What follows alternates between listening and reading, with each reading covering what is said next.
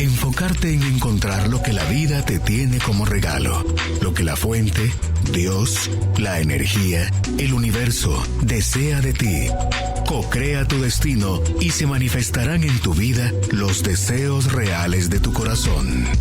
Carolina, la mujer de hoy, presenta el segmento Hacia una vida mejor. Y es así como le damos la bienvenida a nuestra invitada, la licenciada en psicología, Julita Alonso, y está hoy con nosotros para conversar sobre el tema cómo acompañar a mi hijo adolescente.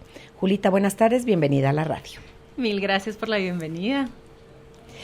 Acá decía yo hace un rato, a muchos papás les aterra la idea de que el hijo ya está dejando de ser niño y va a ser adolescente. Sienten esos 6 años como una eternidad. Creen que los adolescentes de ahora son como venidos de otro planeta, que no los comprenden, que no se sienten amados por ellos, que no quieren compartir más tiempo con ellos. Bueno, en fin, la queja. Pero eso ha sido generación tras generación, Julita. Totalmente, así es. Yo creo que si yo le pudiera haber preguntado a mi abuelito cómo miraba a mi papá, me hubiera dicho exactamente lo mismo. Y lo que pasa es, bueno, es esto, cómo pasamos de época en época y vamos saltando un poco de paradigma en paradigma de acerca de qué es la crianza y cuál es el rol de los papás en la crianza de los hijos. ¿Cuál es el rol y cuáles son las capacidades? Y si nos damos cuenta, van cambiando, así como cambian qué es lo que nosotros consideramos o lo que en este momento la cultura considera que es el objetivo de una vida. Antes, por ejemplo, si hablamos hace unos 20, 30 años, era la estabilidad. Entonces decíamos, es que cuando tengas, estudia para tener una carrera estable, comprar tu casa, tener tus cosas, buscar esa homeostasis en la vida, en la que ni tengas ni muchos altos ni bajos, y lo contrastamos con lo que hoy por hoy la mayoría de las personas consideran que es una vida, ¿verdad? Busca tu máximo, vivilo, no te quedes con las ganas, tener todas las experiencias que tengas, sé tú mismo, salite del molde. Cuando, por ejemplo, los papás de antes te iban a decir, salite del molde, mijo. Nunca, hace lo que te estoy diciendo, punto. O lo haces porque les sé si las reglas de esta casa son estas. Entonces, de la misma forma que esos paradigmas sociales van cambiando, de la misma forma podemos decir que aunque eso vaya cambiando, lo que siempre permanece es ese sentimiento de reto que tenemos los papás cuando nos enfrentamos a esa época de transición en la adolescencia. Y porque es que lo que pasa es que independientemente de los cambios que pase la cultura, la adolescencia es la primera o la segunda reconfiguración que tiene el ser humano. Desde el cuerpo, desde la mente, desde lo social. Y cuando nosotros entendemos a las personas, especialmente a los adolescentes, como sistemas biopsicosociales, vemos que en la adolescencia, que se da después de la pubertad, tenemos cambios casi como que de terremoto en cada una de esas. Biológicamente están pasando por tantos cambios. O sea, las mujeres tal vez estamos un poco más sensibilizadas a los efectos que genera en nuestro cuerpo, en nuestra mente, en nuestra emocionalidad, en nuestra capacidad, el efecto de las hormonas. Pero eso no sucede a todos, hombres o mujeres. Ahora, tenemos eso, tenemos el crecimiento, tenemos los cambios de sueño-vigilia, es que todo se da cara vuelta. Hasta el hambre. El hambre, los gustos.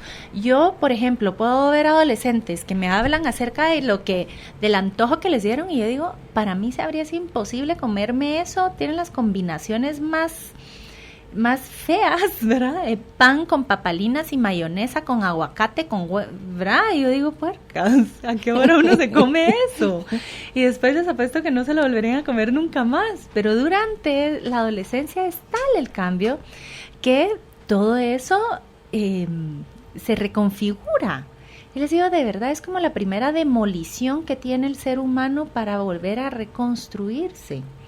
Y esto implica cambios, como lo decíamos también, en este nivel mental de qué es lo que pasa con el duelo que pasan los adolescentes. Y es que los adolescentes pasan un duelo profundo, porque si nos recordamos y nos vamos un poquito de años antes de la adolescencia, están enamorados de la mamá, idealizan al papá, tienen, ¿verdad? Viven en este mundo de ideales, creen en Santa, y no hay que hacer de menos el efecto que tiene en ellos el proceso de duelo de estas figuras. Empiezan a darse cuenta que los papás son, ahí sí que muchísimo menos que perfectos, que cometen errores, que se equivocan, y empiezan a compararse también con otros sistemas sociales, con otras familias, y a esa diferencia les hace que ellos puedan interpretar esos cambios como una desilusión y como una pérdida de ideales, y se empieza a generar en ellos esta interpretación de vacío interno. Eso es psicológicamente. Socialmente también están en esta situación amorfa que los chapines decimos no son ni chicha ni limonada. Pero no son ni tan chiquitos como para que los lleven de la mano y los lleven, ¿sí? Y si escuchamos en el colegio, por ejemplo, es uno de los mensajes que les dicen muy seguido: no, usted está grande, yo ya no voy a estar con usted, no lo voy a estar llevando de la manita. Y en cuanto les terminan de decir eso, mire, pero usted que no se crea grande, recuérdese que la autoridad, recuérdese que esto. Entonces viven socialmente una ambigüedad que es así, ¿verdad? Ellos están empezando en este proceso también de ir aumentando la cantidad de responsabilidades que tienen que asumir, aumentando la capacidad y esta maduración de conciencia que se da. Bien dicen que para poder construir algo nuevo, antes a veces hay que destruir lo que estaba. Y la adolescencia es esta etapa en la que eso empieza a horadarse y se empiezan a quedar como en ruinas, en los 3 niveles. Entonces, ahí, si nos damos cuenta, es completamente independiente de la cultura, es independientemente de la época, es independientemente del lenguaje, de lo que sea. Ahora, ¿qué es lo que pasa? Hay culturas que han logrado establecer formas sociales, rituales, que le generan en esta etapa como de derrumbarse, les genera a ellos un estilo de andamiaje que a algunos los ayuda mucho mejor a sobrepasar esa etapa. Una de las cosas que yo veo en el aspecto, digamos, actual de nuestra cultura, es que nuestra cultura particularmente tiene este rasgo muy fuerte también de derrumbar y de cuestionar. Nuestra cultura cuestiona absolutamente todo, especialmente las figuras de autoridad. ¿Sí? Se cuestiona desde las leyes de la naturaleza hasta las figuras religiosas importantes, hasta las figuras históricas importantes, ¿verdad? Como cultura, en la época moderna, realmente a veces sentimos que nos quedamos nosotros también sin ideales. Todo es cuestionable. Entonces eso me parece que agrega una dificultad particular, porque entonces en lugar de hacer un andamiaje que genere esa sensación de seguridad y de un acompañamiento, lo que hace es que agrega a esa inestabilidad sobre la que ellos están tratando de construir. Si nosotros a eso le sumamos que estamos además como papás pasando por una época en la que nosotros mismos estamos cuestionando los estilos de parentaje en los que crecimos, nos damos cuenta que hay pocas herramientas que sirvan y que sean efectivas para que los papás las puedan usar. ¿Por qué? Porque hay mucho de la pregunta de los papás que se quiere ir a esta cuestión como de lo científico, de lo académico. ¿Cómo le pongo a mi hijo un límite? Porque no lo quiero traumar, pero tampoco quiero que se me descarrile. Entonces, ¿cómo? Y le preguntamos a la ciencia, le preguntamos a esto, ¿qué tipo de palabras tengo que usar? ¿Qué tipo de...? Y hay algo de esto que empieza a pasar que, así como ahorita nosotros decimos, la mejor, la super comida, ¿verdad? La super comida, la mejor comida de todo el mundo, cambia cada 2-3 meses. Algo así pasa también con cuáles son las palabras y cuáles son los mensajes que tenemos que dar y cuál es como la palabra perfecta, la clave secreta de cómo los papás tienen que ser. También cambia cada 2-3 meses. Entonces, mientras más nos agarramos de estas cosas como papás, más nos vamos alejando de nuestros hijos. Y si nosotros podemos pensar, por ejemplo, y ubicarnos en cuando yo era adolescente, ¿qué es lo que yo más hubiera querido? ¿Qué es lo que yo más necesitaba? Nos damos cuenta que la cosa va por otro camino totalmente distinto. A mí me pasa mucho en la clínica, por ejemplo, ya sea con los pacientes o cuando se hacen talleres, inevitablemente las personas que llegan a la clínica hablan de la infancia y hablan de la relación con los papás. Pero de lo que más habla, acerca de lo que giran todas las conversaciones, es de las marcas que les dejó el tipo de conexión o la ausencia de conexión que sentían con los papás. ¿Qué tanto se sentían amados y aceptados? Y cuando hablamos, por ejemplo, de uno de los principales retos que los adultos presentan, sea lo que sea, es cuando tienen esta profunda creencia de no ser suficientes. Y esta creencia de no ser suficientes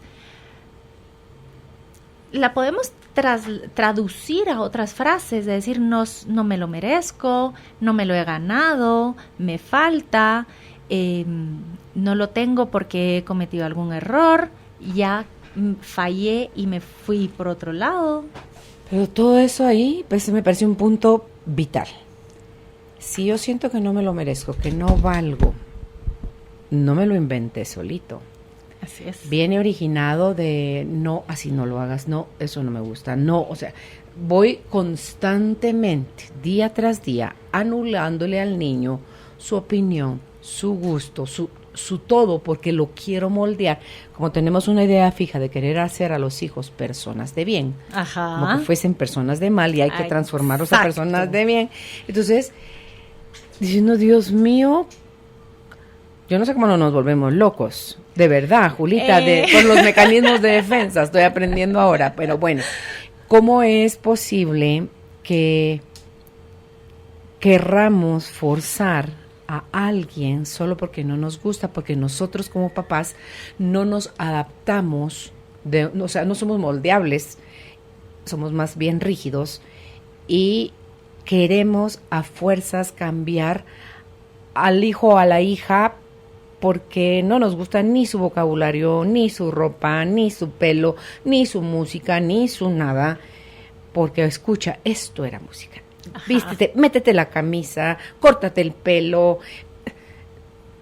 No. Uh-huh. Entonces, ¿qué buscan ellos? Pareciera que ya les chocas, no quieren nada contigo, si estar cerca de ti es solo para sentirse señalado, rechazado, criticado. Entonces, mejor buscan a sus pares, así sean una vaina, ellos sí me entienden, ellos sí me comprenden. Y se identifican. Claro, así me lleven a hacer cosas que no son correctas. Totalmente. Ellos sí me hacen sentir que pertenezco. Acá yo soy alguien. En mi casa solo paso la puerta de la entrada de mi casa y empieza todo el desajuste. Y a eso, si le agregamos, Julita, agresión verbal, sí, agresión física o ausencia, diciendo, Dios mío, ¿cómo no se les van a poner los patojos así? Y es que yo creo que comprender esto abre la puerta más importante, que es cómo logramos empatizar con nuestros hijos adolescentes. Cuando escogimos el tema, yo propuse la palabra con mucho cuidado porque no quería formar adolescentes, educar adolescentes, dije acompañar a adolescentes. ¿Por qué? Porque la clínica está llena de adultos que se sintieron solos, que se sintieron juzgados, que se sintieron que no fueron merecedores de amor y aceptación. ¿En dónde se empiezan a hacer esas heridas? Desde pequeños, bueno, sabemos que los primeros años desde el embarazo, los primeros años son esenciales, pero además la adolescencia es cuando se viene a reconfigurar. Pensemos que en los primeros años es cuando va quedando como todo el sedimento abajo en una pileta, ¿sí? Y puede ser que con el tiempo, en la etapa de latencia, todo lo que se echó ahí, se mezcló, se va asentando y uno pudiera ver el agua clara y cristalina. Lo que el agua no nos permite ver es que abajo hay un sedimento de las cosas que han ido cayendo. Y la adolescencia lo que hace es que viene y revuelve todo, para después tratar de asentar nuevamente. Y ojo, que cuando hablamos de adolescencia, recordemos que no es lo mismo adolescencia que pubertad. Pubertad es el proceso biológico por el que pasa el cuerpo cuando tiene una maduración sexual. Eso quiere decir, hormonalmente van a haber cambios, se da el desarrollo sexual, las partes del cuerpo van a desarrollarse, las partes sexuales especialmente, crece el vello, etcétera, etcétera. Una maduración sexual biológica, y eso es la pubertad. Ahora, la adolescencia es psicológica y socialmente, es la combinación y es cómo se configura el sujeto ahí. Para que una persona supere la adolescencia, y esto está, ¿verdad? Ahí nos vamos a dar cuenta por qué es tan complicado, tiene que lograr la independencia emocional, física, emocional, social y económica. Entonces, cuando empezamos a ver los últimos estudios sociológicos, si antes decíamos que la adolescencia empezaba a los 13 años y terminaba a los 18 porque es que ella era mayor de edad, ahora los estudios ubican a las personas entre los 13 años y los 28 años, porque es que nunca logran estos índices de independencia. No, puede haber alguien de 35 muy acomodado en su casa y ni de loco viviendo, se va a ir. Ya tiene sí, una maestría, tiene un doctorado y él sigue viviendo. Pero emocionalmente es dependiente, económicamente es dependiente, ¿verdad? Entonces, ¿de qué se trata esta cuestión de poder acompañar a los adolescentes? A mí me gusta mucho y todo este tema me resonó. Y hubo una frase que la doctora Brené Brown, no sé si la ha oído. He oído mencionar, no he leído nada de ella. Ay, se los recomiendo, de verdad. Si no pueden conseguir los libros, busquen los videos en YouTube. Es de verdad, abre una perspectiva distinta y yo estaría más que feliz de podérselas compartir ahora. Es Brené con B, B antes, B-R-N-E-E. Brené, Brown como el color café en inglés. Okay. Entonces ella habla acerca de los estudios que ella hizo de qué es lo verdaderamente importante en la vida de un ser humano. O sea, qué del ser humano a través de las civilizaciones, a través de todo, qué es lo importante. Y ella resaltaba esta parte de todo en el mundo se mueve por y para la conexión. El ser humano necesita sentirse conectado con alguien más. Y eso lo decimos fácil, pero a la hora de la hora no es tan... Bueno, es simple, pero no es fácil. ¿Por qué? Si nosotros pensamos en el título que propusimos hoy, de acompañar a nuestros hijos adolescentes, nos damos cuenta que para acompañar a alguien no es complicada la cosa. En esencia es simple. Yo acompaño a alguien cuando estoy presente, cuando estoy en el aquí y ahora con esa persona, escuchando a esa persona. Eso es poder acompañar. Ahora, ¿dónde se complica la cosa? Es cuando empezamos a dar lugar a los obstáculos que me dificultan estar presente con alguien. Yo ahorita, por ejemplo, podríamos estar acá y estar platicando que si yo tengo la mitad de la cabeza pensando en lo que me toca hacer después, se va a sentir esa desconexión. Total. ¿Verdad? O sea, nosotros podemos estar con alguien e incluso uno lo siente, por ejemplo, en la clínica se escucha con las parejas. Es que estás ahí, pero es como que tuviera un maniquí. Estás, pero no estás. ¿Verdad? O estás metido en el trabajo, o tú estás metida pensando en los hijos, lo que sea. La conexión, a pesar de que no la podemos ver, la podemos sentir en lo más profundo de nuestro ser.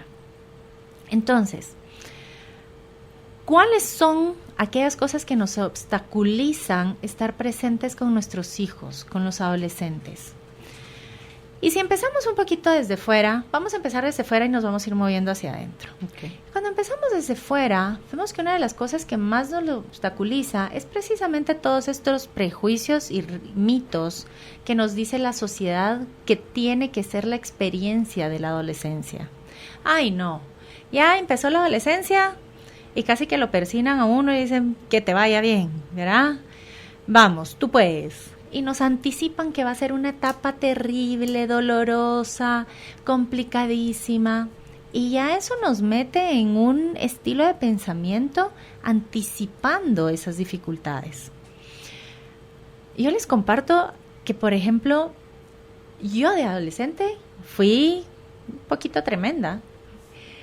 Y entonces, cuando yo experimento, digamos, esta parte con mi hijo que es adolescente, les digo, no, o sea, yo en serio todavía estoy esperando a ver si mi hijo va a llegar al nivel que tenía yo, ¿verdad? Entonces lo he sentido. Él es más tranquilo. Ay, súper tranquilo, ¿verdad?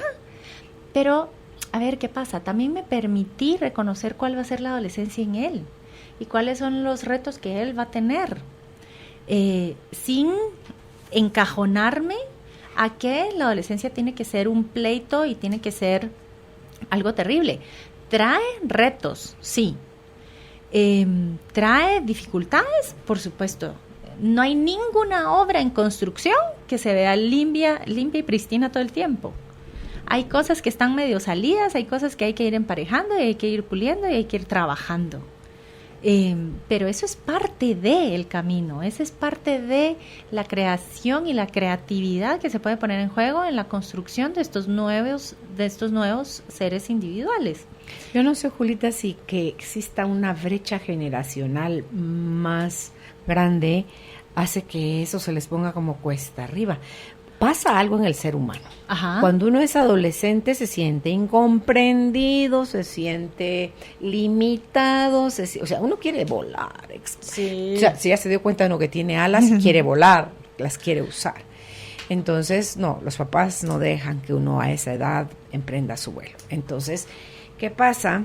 Cuando hay mucha brecha generacional, como que nos saliera un alito aquí redondo y unas alotas en la espalda, nos santificamos como papás y olvidamos cosas que nosotros también hacíamos. Sí. Entonces yo creo que eso causa mucho problema. Ajá. Yo, a tu edad, a tu edad perdí clases, a tu edad, o sea, puedo reconocer lo que hice, me capié del colegio y falsifiqué la firma de mi mamá en la nota, en la libreta de notas, copié en el examen, o sea. Check, sí, también lo hice. Okay, ¿verdad? O sea, no es, bien por mí, aplausos, ovación público, sí. No, pero sí lo tengo presente, de manera que cuando un hijo mío o una hija mía lo hace, no va a arder Troya. Así es. Mejor me acerco y le pregunto qué está pasando, cómo se siente, qué es lo que lo lleva, qué le deja haber hecho eso, aprende algo de eso, a dónde más te pueden llevar ese tipo de acciones. O sea, más es invitarlo a la reflexión, pero ¿qué hacemos normalmente? Como olvidamos, como nos dio amnesia de la etapa cuando fuimos, cuando fuimos adolescentes, entonces nos empujamos como papás a castigar a los hijos, a rechazar, a señalar, a enjuiciar. ¿Qué siente uno cuando los papás actuando así? Siento que no pertenezco, no me siento amado, no me siento respetado. Yo no quiero estar ahí.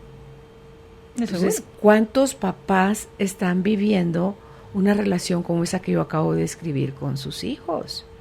¿Qué pasa cuando el hijo cuenta algo y ustedes pegan el grito, se escandalizan y le hacen un interrogatorio casi que con una lámpara que confiese dónde pierden la confianza en el hijo?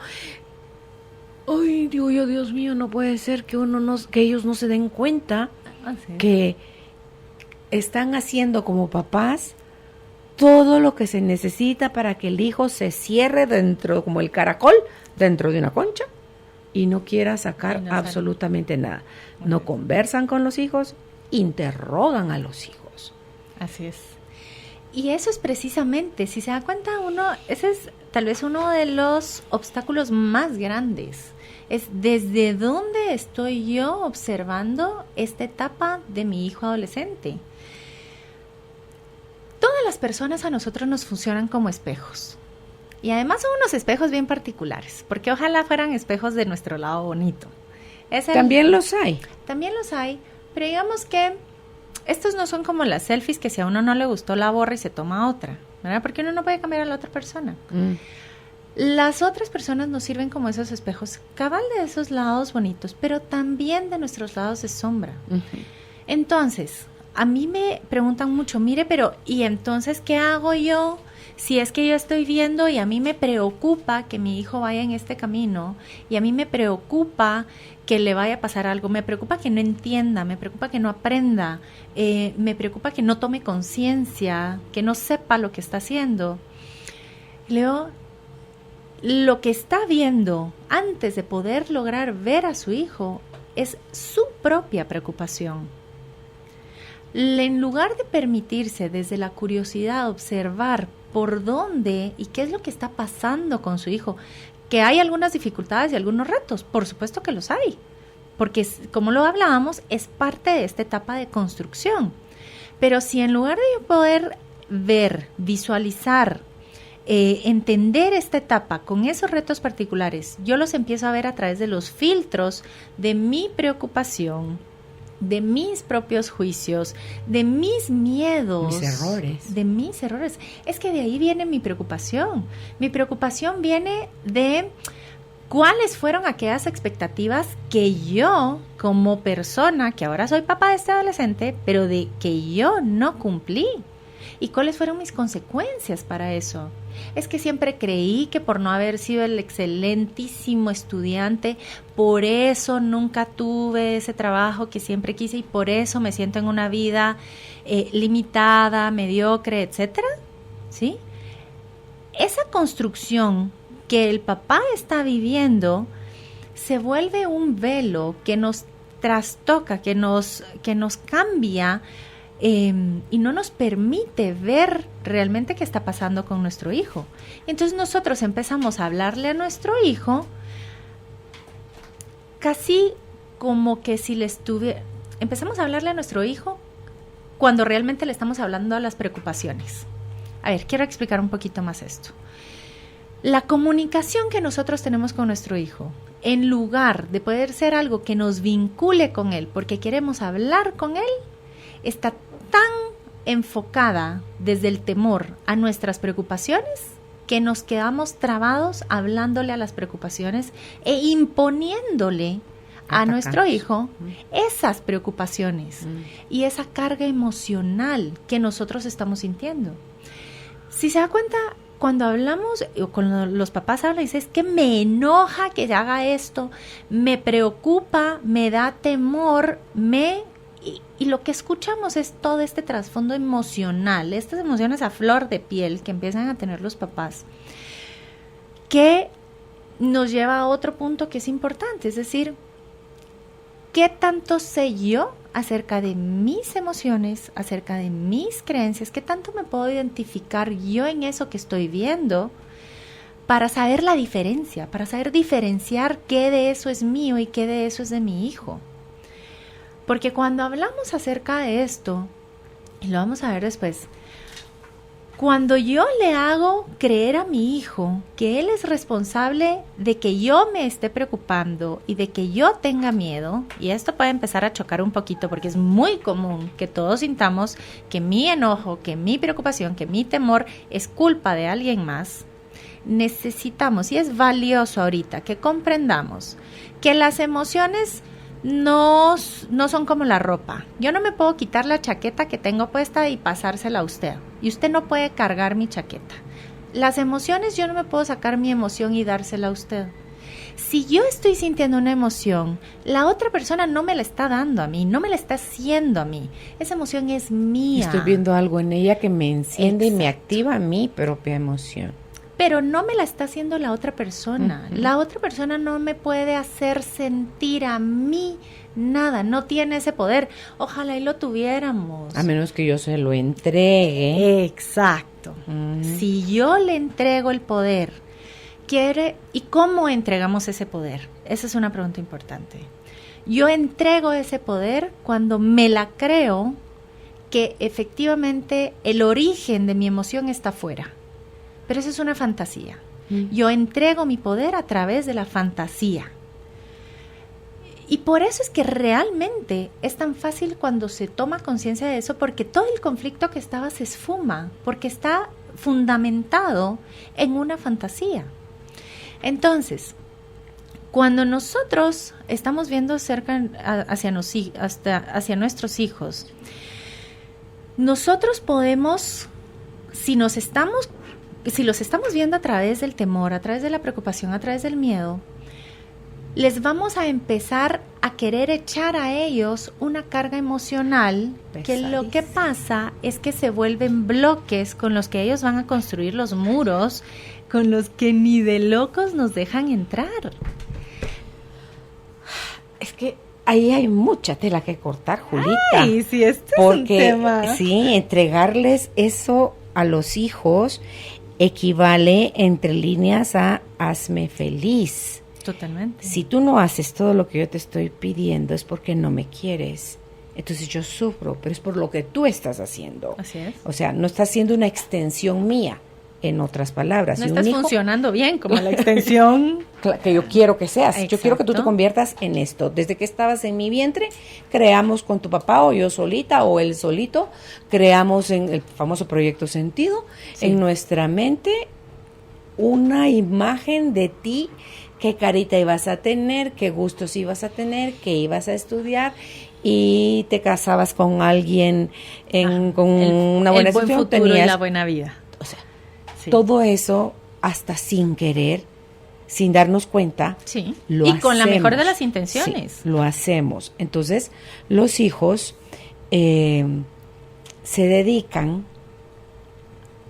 a vivir la vida de los papás y se olvidan de ser ellos mismos. Sí, pero además hay algo de esta transferencia de emociones que vuelve un poquito compleja las cosas. Porque, por ejemplo, si yo estoy enojado o enojada, para yo poder trabajar ese enojo, hay todo un proceso que tengo que hacer. Tengo que identificar que estoy enojada, tengo que identificar el mensaje que esa emoción me está trayendo, tengo que identificar las formas adecuadas de poder vehiculizar y utilizar esa emoción como energía y ver si este enojo me va a servir para poner un límite, ¿verdad? Hay todo un proceso. Pensémoslo como una línea de producción de pasteles si quiere. Entonces tenemos un lugar donde entra la masa, el otro lugar donde se le da la forma y el sabor, etcétera, donde se calienta el pastel, se cose y sale el pastel. Y esa línea lleva un orden donde entran cosas, se procesan, se elaboran y salen. Ahora, ¿qué pasa si yo lo pongo a usted responsable de elaborar mis emociones? Yo le empiezo a mandar toda una materia prima para la cual su sistema no sirve para procesarla. Entonces, en lugar de que usted pueda hacer esta cuestión de entra una materia prima, la proceso, la elaboro y la saco y la descargo y la utilizo, lo que pasa es que se empieza a hacer esa acumulación emocional con la que yo siento esa carga emocional, pero yo no puedo hacer nada para procesar esa emoción. Entonces, cuando llegan a la clínica, los adultos llenos ¿de qué? De vergüenza, de culpa, de este deseo imperante del perfeccionismo y llegan con una carga que precisamente por estar tratando de lidiar con estas cosas se les ha obstaculizado resolver las cuestiones personales, resolver sus preguntas existenciales. ¿Para qué estoy yo aquí? No para qué me quieren aquí. ¿Para qué estoy yo aquí? Y podrán decir, bueno, pero ¿y toda esta cosa? ¿qué tiene que ver con el desarrollo o con la labor que tenemos como papás en este acompañamiento de nuestros hijos? Y es que si nosotros evaluamos las distintas teorías, los distintos autores, desde los estudios de doctorado hasta los libros de autoayuda, todos nos dicen que más allá de lo que la cultura nos dice, el éxito no es la acumulación de bienes, sino que la sensación de éxito es la capacidad que tengo de poder ser yo con mi propósito particular de vida y dar lo mejor que yo pueda dar desde ese lugar. Yo eso todo lo diría en una palabra, plenitud. ¿Sí? Entonces, ¿cómo? Si nuestro rol como papás es ayudar a que nuestros hijos tengan una buena vida, pensemos en incorporar que tal vez nuestro rol como papá es cómo acompañamos a nuestros hijos a encontrar una vía a la plenitud, una vía a esta sensación de satisfacción personal y de una sensación de éxito personal, que poco o nada tiene que ver con lo que la cultura nos dice. O ¿sí? con el conocimiento. ¿Verdad? Por eso hay miles de cosas. Y Brené Brown dice, nuestros hijos lo único que necesitan de nosotros es saber que son merecederos de nuestro amor incondicional. No importa, que no está basado nuestro amor hacia ellos en lo que hacen o dejan de hacer. Y que estamos en el mes de la madre y que ya la otra semana vamos a celebrarlo, ¿sí? Y se exalta el amor de la mamá como un amor incondicional. Pero tenemos que tener cuidado que nuestras acciones representen eso. Y aquí entramos a otra de las cosas que hacen obstáculo. Porque ahorita le he puesto que algunos de los oyentes están, sí, pero ¿y entonces cómo me aseguro que mi hijo no se me vaya descarriado? ¿Cómo me aseguro? O sea, yo no puedo venir y abrazar y apapachar a mi hijo si sé que está haciendo mal. Entonces, si él está haciendo mal, yo no puedo ser amorosa con él, ¿sí? Y esa es la lógica que mueve a muchas personas. Condiciono mi amor a mi hijo si se porta bien. Condiciono el amor a mi hijo si se porta bien porque creo que es el camino del bien para él, porque creo que con eso lo estoy ayudando. Este programa es lindo, pero me parece que vamos a romper un montón de paradigmas. Totalmente. Espero, ¿verdad? Démosle. Sí. Entonces, desde el bien para mi hijo, lo que yo puedo hacer por él es demostrarle que mi amor es incondicional, que él no tiene que hacer nada para que yo me sienta satisfecha con él, ni para que yo lo apruebe, ni para que yo lo acepte, porque ya desde que nació lo acepté. Yo creo que todas las que somos mamás sabemos que en ese ratito en el que nace ese pedacito de gente, el mundo se dio cara vuelta y jamás va a volver a ser el mismo. Y sea lo que sea, siempre sí estamos marcadas por ese amor. Hace poco estuve en una charla de un doctor en psicología humanista y él decía, la única razón por la que todos estamos aquí es por el amor. Todos somos en esencia seres de amor. Nadie está en el lugar equivocado, ni en el momento equivocado, ni la persona equivocada. El problema es que en el camino, en nuestro desarrollo social, vamos escondiendo eso tanto, lo vamos tapando tanto, lo vamos negando tanto que lo perdemos de vista y nos desconectamos de nosotros mismos. Entonces, Brené Brown habla acerca de... O tal vez no nos desconectamos, Julita, sino que sencillamente tenemos puesta la mirada en todas las máscaras, queriendo tapar toda la sombra, buscando cada vez hacer más cosas para ser aprobados. Para traer eso, ¿verdad? Sí. Entonces, pero la esencia, esa nunca se va a manchar, no se va a modificar, no se va a acabar o a desaparecer, porque tendríamos que morir, creo yo, para que eso... Es la única forma que, o por lo menos muere el vehículo. Exacto. Tú decías, estaba, creo que no lo apunté, pero tú mencionaste que estaba el vehículo, la gasolina y la dirección. O sea, el vehículo es el cuerpo, la dirección es la mente, o sea, hacia dónde se va a dirigir. Y la gasolina el alma. Y la gasolina es el alma. Sí. Entonces, que se tienen que alinear las 3 cosas para que podamos vivir el propósito por el cual venimos. En plenitud, ¿verdad? Etcétera, etcétera.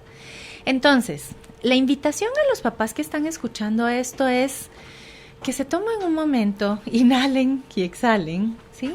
Y reubiquemos nuestras prioridades. ¿Cuál es mi objetivo como papá? Y que permitamos hacernos un paréntesis de lo que nos dice la cultura y de lo que nos dice la institución y lo que nos dice esto. ¿Cuál es el objetivo que yo tengo o que a mí me gustaría poder transmitirle a mis hijos? Si yo en lo profundo lo que deseo es que ellos tengan una vida de satisfacción, de plenitud, ¿qué son las cosas que necesito o cuáles son los pasos necesarios para llegar a eso? Y ahí es donde les recomiendo mucho que lean a la ¿Algún doctora libro Brown. en especial de ella? Hay varios. Judith, podemos buscar por favor en internet Brené Brown. Sí, Brené. Hay uno que es muy lindo Brown. que se llama, se los busco ahorita porque justo lo tengo en mi listado. Ok. Con doble E. Sí. Dice, Ahí los está. regalos de la imperfección. Ese es uno. Ese es uno. Los libros que tiene ella tiene muchísimo, habla de la vulnerabilidad, habla de la culpabilidad, habla de todas estas cosas que nos desconectan. Porque si hay algo que tenemos que entender, es que la naturaleza humana es conectar. La naturaleza Vincularse. humana es amar, vincularnos a través de la conexión, y la conexión depende del amor. Ahora, ¿qué abre la puerta a eso? La vulnerabilidad. Entonces, ¿cómo nosotros, y si platicamos acerca de esos sentimientos que se generan cuando son grandes, la vergüenza, la culpa, etcétera, nos dicen, es que ese es el punto vulnerable. Yo no me puedo abrir a los demás porque me van a lastimar, porque me siento lastimado. Pero la vulnerabilidad, pensemos que la vergüenza, la culpa, el perfeccionismo no es el punto vulnerable, son las cicatrices que se han hecho alrededor de la vulnerabilidad. La vulnerabilidad implica el dejarse ver, el mostrarse. Y ella tiene una definición que a mí me gustó mucho y me tocó mucho, que es la definición del coraje. Dice, no es lo mismo coraje que valentía. La valentía es actuar a pesar del miedo. Hacer lo que se haga a pesar del miedo. El coraje, ella separa la palabra, dice, viene de la raíz de corazón. Y dice, el coraje es el atreverse a decir y a mostrar la verdad de mi corazón. Y dije, Eso es intimidad. Por ejemplo. Desnudar el corazón delante de la gente sin miedo a sentirse amenazado. Sin miedo a sentirse. La pregunta es, ¿qué tanto nosotros como papás permitimos eso con nuestros hijos? ¿Cómo reaccionamos nosotros cuando nuestros hijos nos hablan acerca de su verdad? ¿Cuáles son las acciones, las palabras, los actos o incluso a veces los silencios que tomo ante mi hijo cuando está haciendo eso? Esos son los momentos de verdad. Esos son los momentos que van a trascender en la formación de mi hijo. Entonces, si nosotros tenemos claro que la conexión es lo natural, que el amor es lo que está en la base, identifiquemos cuáles son aquellas cosas, aquellos filtros que trastocan y que afectan y se interponen en esa conexión. Uno era, lo hablábamos, estos obstáculos de cuáles son mis temores y mis preocupaciones. O sea, ¿desde dónde les hablo? ¿Desde dónde los estoy viendo? ¿Verdad? ¿Desde dónde los hablo y desde dónde los estoy viendo? Entonces me van a decir, sí, pero Julita, ¿cómo así? O sea, yo estoy preocupado porque yo quiero que mi hijo tenga una buena vida y por supuesto que si sigue haciendo esas cosas, yo no puedo amarlo porque si no se lo voy a validar y le voy a reforzar a que él siga y que él empeore. La invitación es que lo pensemos de una forma distinta. En lugar de decir, para que él deje de hacer eso, yo voy a alejarme, lo que hay que hacer es lo contrario, es acercarnos, sí, Y como todas las cosas, no hay receta en la vida. Esto es una cosa que se tiene que ir puliendo práctica a práctica. Así como la primera no nos salen las galletas ni los pasteles. Bueno, yo llevaré tal vez 20 porque yo para eso de la cocina 2 que 3. Pero la práctica es lo que nos va enseñando y nos va guiando. Practiquemos tener esas conversaciones con nuestros hijos.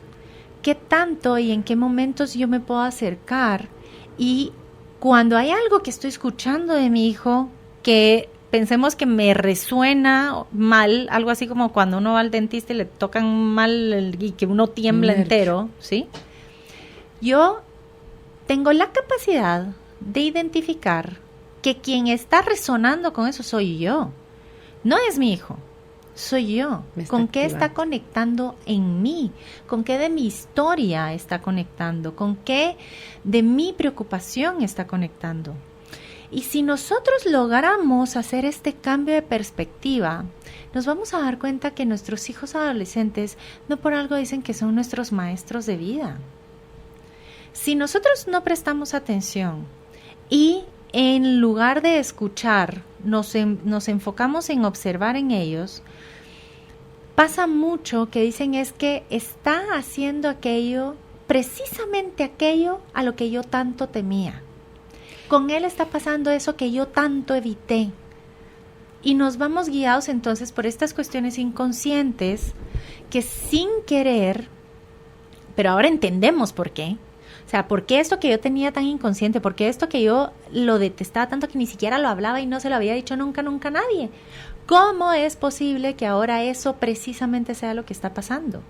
Pero es porque mi temor, mi preocupación ha generado la dinámica y se ha transmitido para que no pueda pasar nada más que aquello que me preocupaba. El famoso efecto Pigmalión. Por ejemplo, así es. Aquello que yo espero de mi hijo es lo que sale. Es lo que va a salir. Si yo espero cosas buenas, si yo espero cosas grandes, si yo tengo la confianza de saber que lo va a hacer, eso se transmite de una forma tan poderosa que no necesariamente tiene que estar dicho así de explícito para ser efectivo. Es que lo voy a transmitir en mi mirada, en mis palabras, en el tono, todo mi lenguaje corporal dice muchísimo más. O sea, todo lo que de mí emana son como ondas expansivas de amor, que es cuando estamos conectados con eso donde sucede eso, desde la vulnerabilidad estamos conectados al amor, exponiendo y diciendo, no desde el miedo, porque eso lo hacemos desde la mente. Ajá.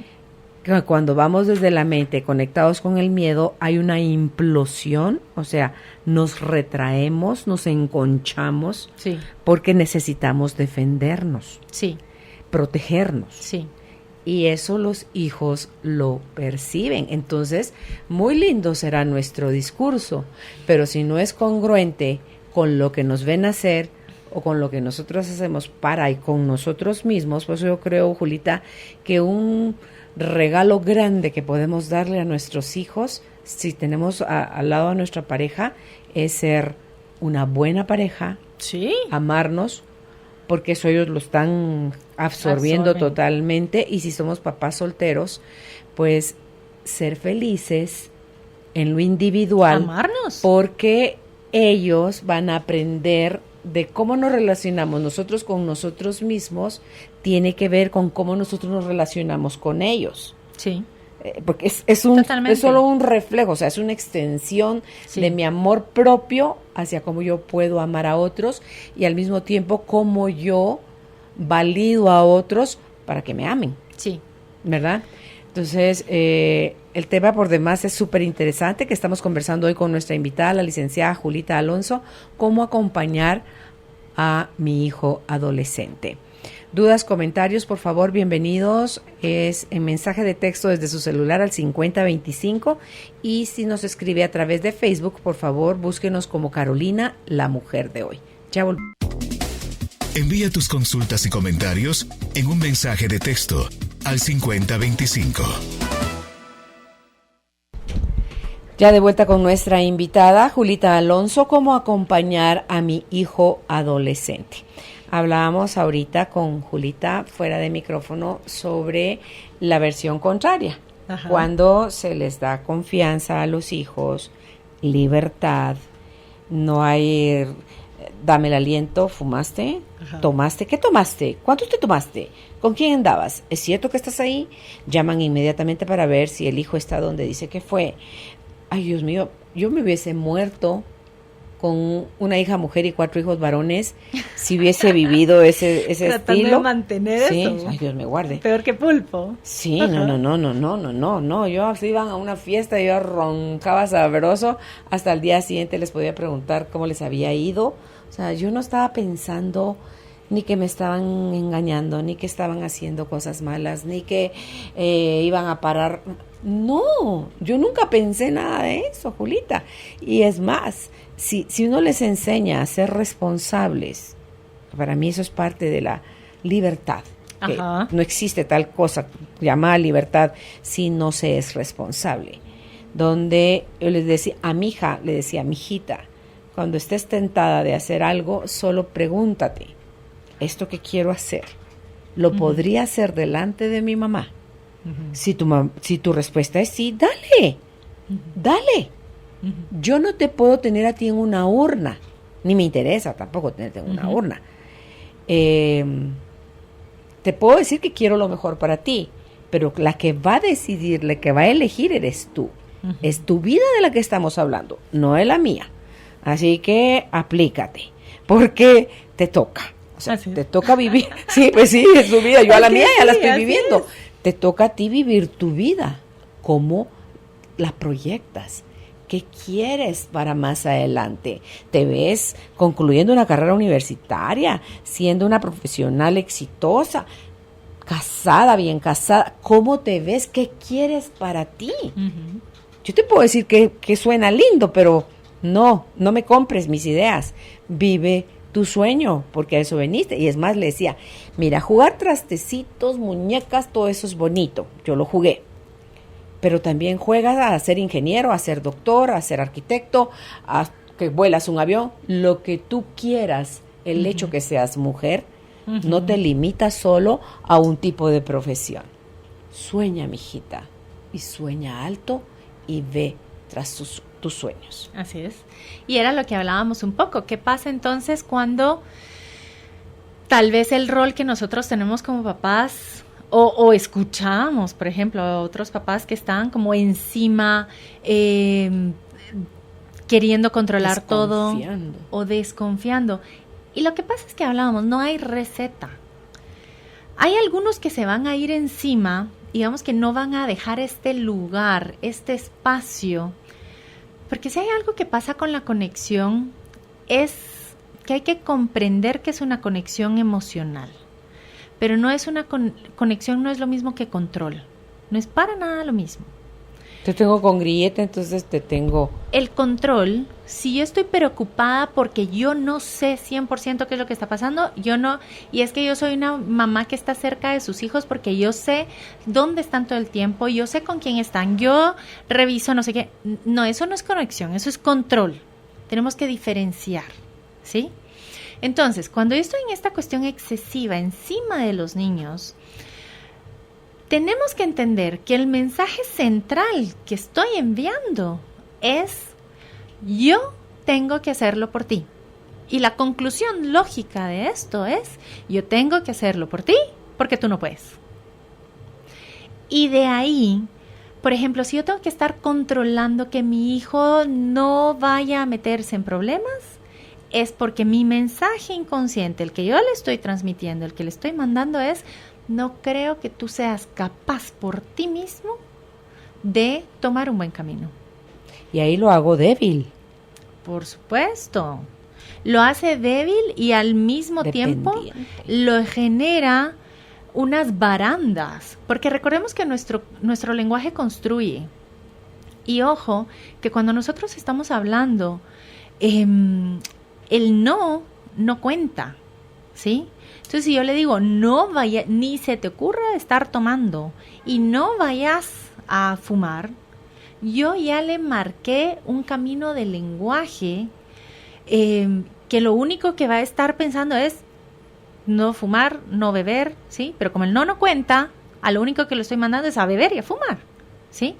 Entonces tenemos que tener y buscar nosotros mismos como papás, hacer ese trabajo personal, de tener esa claridad de qué es lo que sí quiero para mis hijos. Y qué es lo que sí quiero para mis hijos implica necesariamente qué es lo que quiero para mí. Lo hablábamos justo también esto, es decir, yo no puedo venir y dedicarle el 100% a ser mamá o a ser papá, porque yo le estoy dando a este niño con mi ejemplo qué es lo que quiero para él. Uh-huh. Que yo me desviva viviendo por alguien más. Ese es el ejemplo que yo le estoy dando. ¿Eso es lo que quiero? Eso le estoy enseñando que es amor, y eso no es amor. Y ahí es donde empezamos entonces a confundir todas las cosas. Ahí es donde queremos seguir las mismas recetas y conseguir distintos postres. Uh-huh. Pero no se puede. Entonces, si nosotros tenemos estos papás que están constantemente encima, que están desconfiando, lo que les están diciendo es que no pueden tomar las decisiones por sí mismos. Entonces me van a decir, no, mire, pero ¿y entonces qué hacemos si se meten problemas y después tiene las grandes consecuencias? ¿Y entonces qué? ¿A mí me toca pagar esos platos rotos? No. Cada persona y la forma en la que los papás podemos hacer esa transferencia de responsabilidad hacia los hijos. Porque si nos ubicamos antes cuando son chiquitos, de verdad que los papás hacemos todo por ellos. Pero pensemos que si antes nosotros hacíamos el 100% de las cosas por ellos, pongámosle 98 porque ni podemos respirar por ellos, ni abrir los ojos por ellos, ni podemos alimentarlos, vestirlos, eso sí. Entonces un 95% de cosas las hacemos por ellos. Ese porcentaje gradualmente va a ir transfiriéndose. Lo que pasa es que tenemos esta forma de pensar que yo soy responsable de mi hijo hasta que cumpla 18 años y a partir de ahí se da un corte donde él va a ser responsable. Entonces nunca se hizo esa transferencia de responsabilidad. Es como que yo venga y le diga a alguien, a ver, mi amor, nosotros somos una familia de corredores. Entonces todos corremos, pero como tú estás muy chiquito, no vas a correr. Cuando te cumplas 18, ahí tenés que correr y nosotros somos de maratones, ¿oíste? Entonces a tus 18 te estrenas con la maratón. Es imposible. No va a dar. Por supuesto, se va a quemar, se va a lastimar y lo único que va a pasar es que se va a confirmar que no puede. Y ahí ya se torció todo el camino. Entonces, cuando nosotros estamos hablando de esta transferencia de responsabilidad, quiere decir que van a haber cosas que yo voy a dejar de hacer por ellos y que ellos tienen que empezar a hacer por ellos mismos. Y con esto, no solo ellos van a tomar cargo acerca de esa responsabilidad, sino que también las consecuencias, los premios van a ser de ellos, las flores van a ser de ellos. Y nosotros tenemos que tener cuidado y prestar atención, como papás, a veces también nosotros lo que hacemos es que los descargamos de las consecuencias de sus actos y nos las cargamos nosotros. Esto, por ejemplo, yo se lo explico a algunos papás y a algunos les resuena un poco más que a otros porque resulta que efectivamente sí lo hacen. Y le digo, mire, la responsabilidad y las personas es algo así como la vida y la responsabilidad con las personas es algo así como el banco que emite una tarjeta de crédito.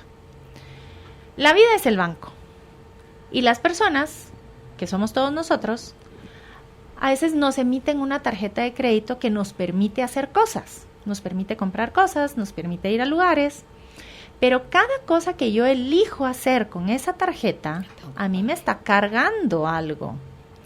Esa es mi consecuencia, que puede ser positiva o negativa. Y dependiendo del uso que yo le dé a esa tarjeta, así de fácil me va a ser a mí responder o no por esa tarjeta. Si yo vengo y uso la tarjeta, pero yo como papá estoy viendo que mi hijo no va a ser capaz de pagar eso y yo tomo cargo de ese estado de cuenta, yo me hago cargo de esa deuda, ¿qué creen que va a pasar con este adolescente? Por supuesto que va a estar usando la tarjeta como loco, sin tomar en cuenta las consecuencias y efectivamente es el papá el que paga los platos rotos y es el que paga la deuda. Y curiosamente, cada vez más papás me dicen, ay, y eso nos pasa tanto figurativa como literalmente. Me enoja que mi hijo use la tarjeta de crédito con tanto descuido. Digo, pero por supuesto que va a ser descuidado. Claro. Si no le toca vivir en carne propia y asumir la consecuencia, esa experiencia no permea. Creemos no que entra. el enojo, la crítica va a hacer que él rectifique. Así es, y que si no.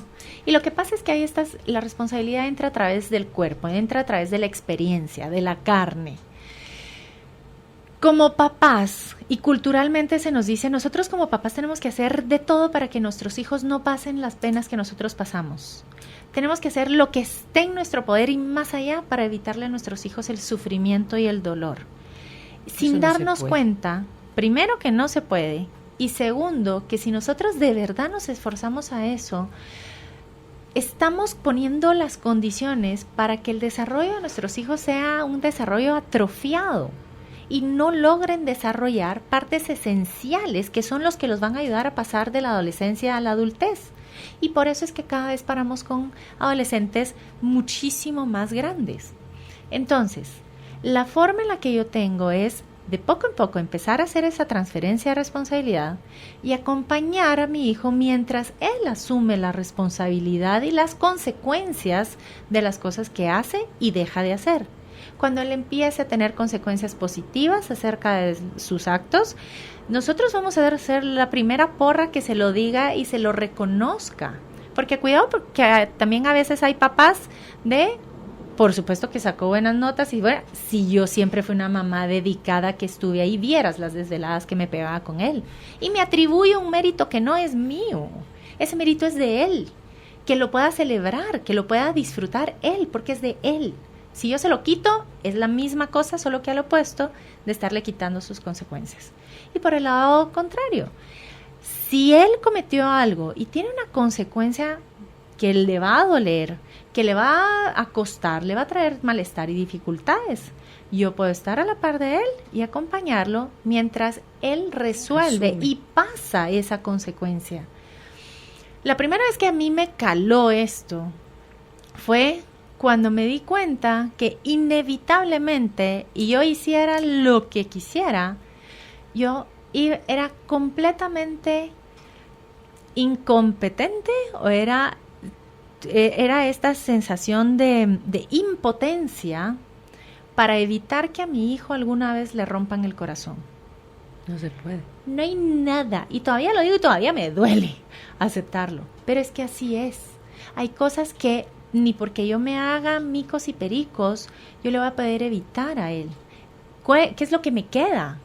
Lo que me queda es acompañarlo, pasarle los Kleenex y decirle, mijo, aquí estoy, inhala y exhala, ya va a pasar y vas a aprender, ¿verdad?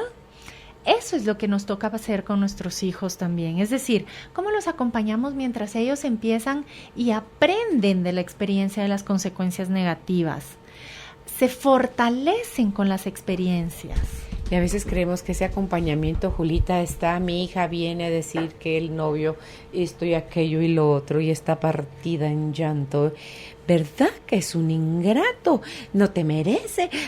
O sea, avalo el estado de víctima de mi hija. Así es. Atacando al jovencito porque creo que así ella se va a sentir comprendida, protegida, amada, y no es cierto. A ver, y es que todo eso que yo le diga, se lo estoy diciendo porque quiero que ella sufra menos. Y ahí es donde sin querer yo estoy haciéndome cargo de la deuda de ella. Esta cuestión es compleja. No hay nada que impida que ellos sufran más o sufran menos, van a sufrir. Y en la medida que se sientan enamorados, por hablar de amor, de alguien, si aman 100, cuando sufran van a sufrir 100. Si aman 10 con la idea de no sufrir, cuando sufran 10 es como desechable la cosa, no importa. Empecemos otra relación, no importa. Eso es vivir superficial. Así es. Y eso también tiene consecuencias. Por supuesto. ¿Verdad?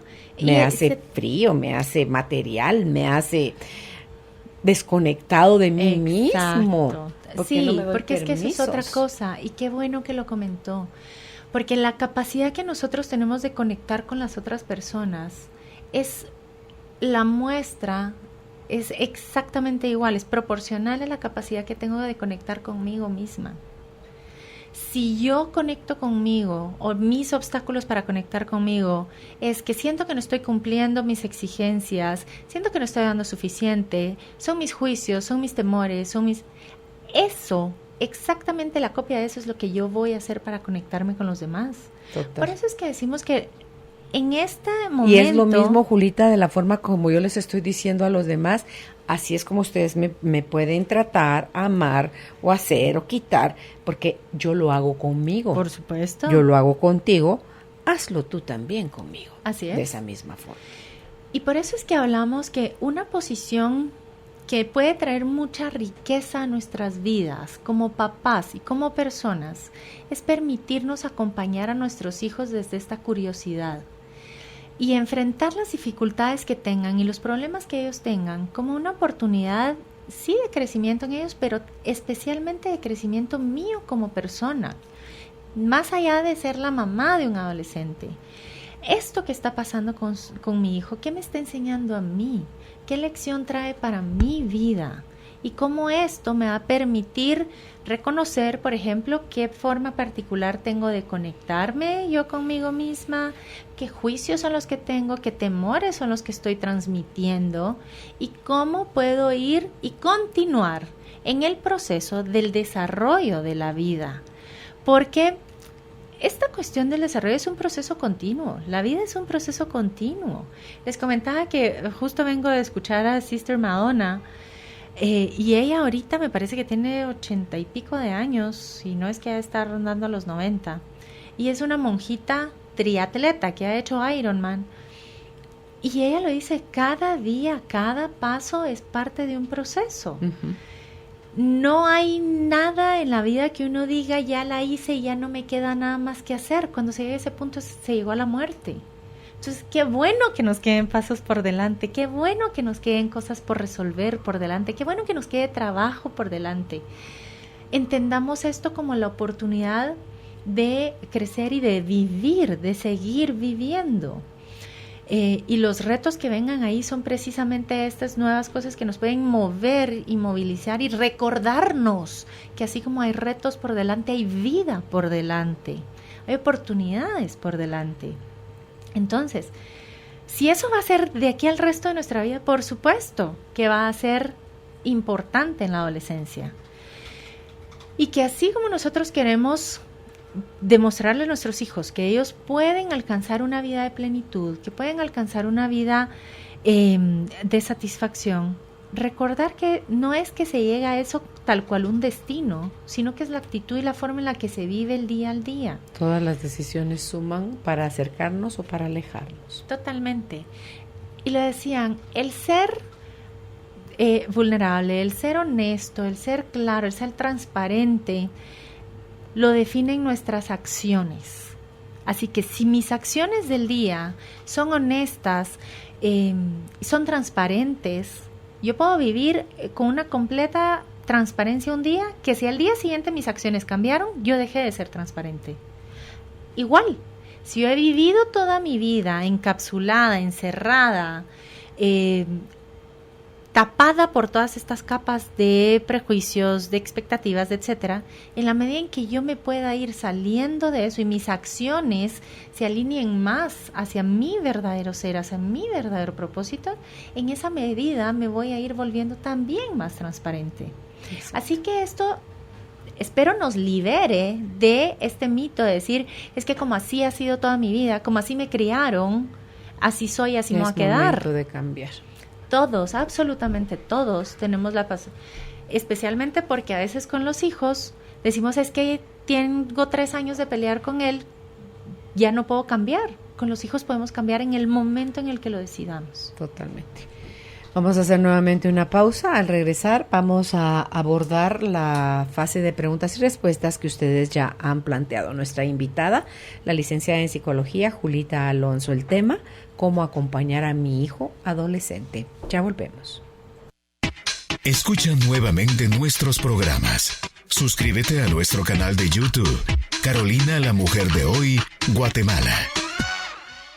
¿Qué tienen? Ok. Los humanos. Vamos a hablar de eso antes de entrar a la... Sí, es que ese punto está súper interesante, porque le decía yo a Julita, hablando de duelos, que ella mencionó durante la entrevista en la primera parte, en esos cambios, el duelo de dejar la niñez o para la pubertad, todos los cambios físicos, hormonales, para después entrar a todo lo que es social, cultural, para la fase de la adolescencia, y después vamos como que nos queremos comer el mundo buscando ser adultos, pero me explicaba ahorita, Julita, un proceso en la psique del ser humano cuando se es niño y cuando se es adolescente. Y es que cabal hablábamos de que parte de este proceso de desarrollo humano tiene que ver con un proceso también biológico, y hay unos que son maduraciones mentales. Por ejemplo, cuando un niño es pequeño, su cerebro y la maduración mental que tiene no le permite comprender en profundidad qué significa, por ejemplo, la muerte. Y no es sino hasta que se da ese proceso de maduración, hasta los 5, 6, 7 años, que un niño va a entender que si el abuelito, la bisabuelita murió, ¿qué verdaderamente significa eso? Y lo mismo pasa también en la adolescencia. Entonces lo que pasa, porque hablábamos de este sentido de empoderamiento, de sentir que podemos hacer todo, que el ser humano tiene una tendencia natural a la independencia y a buscar... Eso es de naturaleza, pensaría yo. Entonces, ¿qué pasa con estos chiquitos que vienen y que se dan cuenta que pueden caminar? Les genera un empoderamiento. Y estamos en una etapa de la idealización, donde sentimos que ahí nosotros vemos a los papás como el Superman y la supermujer que lo pueden todo. Que lo y saben sentimos, lo saben todo, lo pueden todo, son lo máximo. Pero cuando pasamos a la adolescencia, venimos de esta etapa de idealización y nuestra maduración mental nos hace entender el concepto de la impotencia. Y es que enfrentarse con la impotencia no es fácil. Creciste y no podías hacer todo. Y venimos de la idealización de pensar que yo voy a ser capaz de ser todo, hacer todo, querer todo, lograrlo todo. Y de repente en esta etapa me topo con que me empiezo a dar cuenta que no voy a ser capaz de todo. No voy a poder volar porque no tenés alas, chulo. ¿Sí? Eso sí es. Ahora, yo puedo significar esta experiencia de distintas formas. Me va a generar frustración, me va a generar malestar, y yo lo más seguro es que como adolescente lo vaya a proyectar en esas figuras que me engañaron y me hicieron creer que yo era capaz de todo, que son mis papás. O lo voy a proyectar en aquellas personas que se encargaron en hacerme saber que yo no era capaz, que son mis papás. ¿Sí? O que son también las figuras de la ley, la autoridad en el colegio, ¿verdad? De todo. Uh-huh. Voy a usar esas figuras para proyectar el malestar de haber comprendido, de aprender con H, ¿sí? Este sentido de que resulta que no soy capaz de todo. Ahora, lo esencial en este proceso es la significación que nosotros le damos a esto, porque lo puedo significar desde el desamparo, lo puedo significar desde esta cuestión de entonces yo nunca voy a poder hacer esto y me quedo desde la carencia, desde una mentalidad de carencia en eso, de derrumbamiento, o lo veo como una oportunidad y decir, bueno, yo no voy a poder volar porque resulta que no tengo alas, ¿verdad? Pero me puedo inventar algo. Me puedo inventar un motor que me funcione como alas, ¿sí? Lo puedo ver o desde la carencia o desde la creatividad. Ese espacio que me queda, ese vacío que me queda ahí, puede ser como un vacío de la carencia o puede ser un espacio donde yo puedo crear. Pero eso puede ser ya saliendo de la adolescencia o ya en la fase de adulto joven, donde me empiezo a ser responsable. Sí, totalmente. Es que precisamente dar ese lugar es lo que me va a permitir salir. Saber hacer con esto que no anda bien. A ver, primero saber que las cosas no van a andar siempre bien, no existe el 100%. Y saber hacer con ese porcentaje que me falta del 100%. me da lugar a crear, me da lugar a inventar, me da lugar a experimentar, me da lugar para fallar, me da lugar para aprender. A volver a intentar. A volver a intentar, a mejorar, etcétera, etcétera. Todo depende acerca de cuál es la interpretación que yo le estoy dando a eso, a ese concepto que ahora comprendo, que ahora vivo. Esa es la palabra ahí, resignificar. Así es. Nuestra historia. Así es. Ok, vamos a entrar entonces a las preguntas. Julita dice: Ana Isabel, excelente programa. Me gustaría saber cómo debo tratar a un niño, para mí no es un niño, a un joven de 14 años. Él no es mi hijo, únicamente de mi esposo. La mamá nunca dejó que lo viera cuando se enteró que mi esposo se había casado nuevamente. Ahora viene y lo deja con nosotros. Ella tiene una relación con alguien más. Este chico lamentablemente no tiene ningún hábito de limpieza ni de estudios. Cuando se le llama la atención se molesta y se la pasa durmiendo toda la tarde después del colegio. ¿Será esto parte de la adolescencia? ¿Qué me recomienda? Gracias.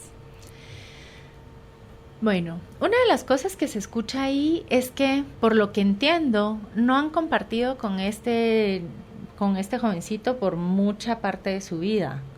Y tal vez una de las cosas que valdría la pena es entrar un poco desde la curiosidad y tener cuidado, por ejemplo, que estas cuestiones de decir no tiene hábito de limpieza, no tiene hábito de estudio, que no se vuelva un juicio que entorpezca la conexión. Si es la mamá biológica, si no lo es, realmente nadie necesita un título para poder establecer una conexión profunda con alguien más. Nos puede pasar con alguien que nos topamos en la calle y que de repente algo hizo clic. Entonces, no hay nada que impida que ella, por ser la esposa del papá, no pueda tener una conexión con este chico. Que la historia de lo que ha pasado, que el malestar que pudo haber tenido la mamá porque ellos se casaron, etcétera, que no se vuelva un obstáculo a la relación que pueden establecer. Lo podría estar viendo ella, como madrastra que es, a través de los ojos de injusticia, de que quede al pelo. Primero le prohíbe a mi marido no ver al chico y ahora como que tome, aquí está porque ella tiene pareja. Sí. Lo estará viendo a través de ese... Pues puede haber un montón, porque incluso puede ser que lo vea desde los lentes desde madrastra. Qué palabra tan, ¿verdad? Tan cargada, culturalmente, de los literalmente. Cuentos es la mala. Ajá, o sea, ¿verdad? Es la que no logra hacer un buen clic con los hijastros. Es que qué palabras, qué nombres. Entonces, puede haber muchísimos filtros ahí.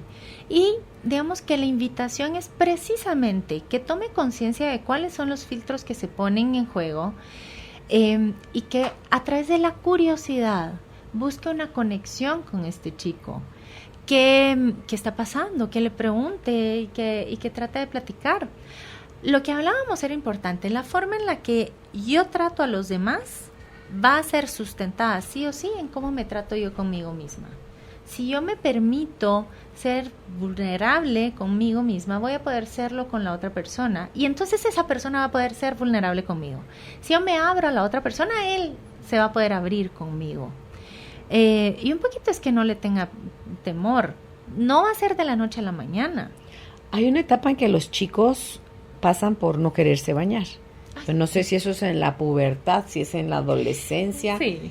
Y es una lucha de las mamás que tenemos, una obsesión, de verdad. Así es. Porque se bañen los hijos. Sí. Así es. Y ellos quieren hacer las cosas a su forma y están en esta cuestión como de, pero ¿por qué arbitrariamente me tengo que bañar? Si ellos están disfrutando de todos sus olores, ¿verdad? Pero y ahí sí uno de papá sí lo sufre. Así. Ahí es que cuando empiezan a... Pero digamos que entonces es una oportunidad para desarrollar también esta capacidad de negociación.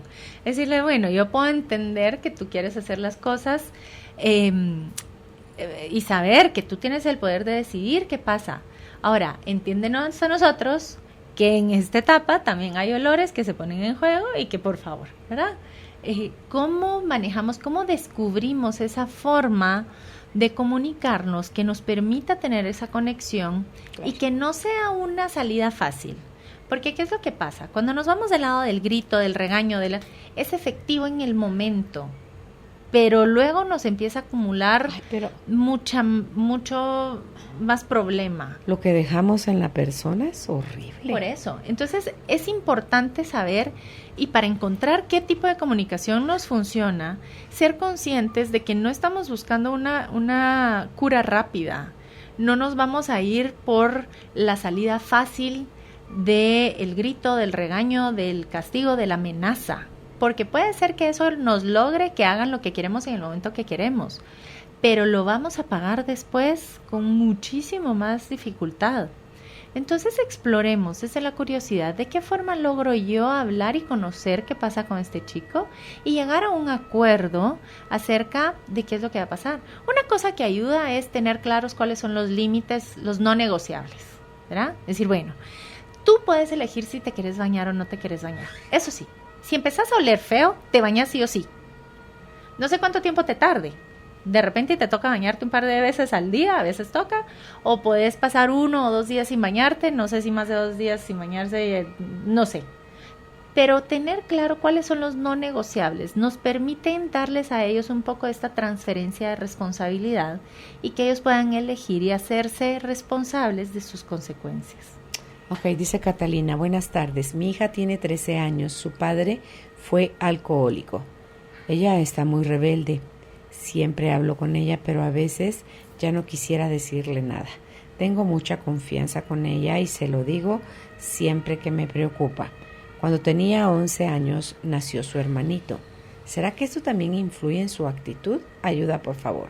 Dios les bendiga.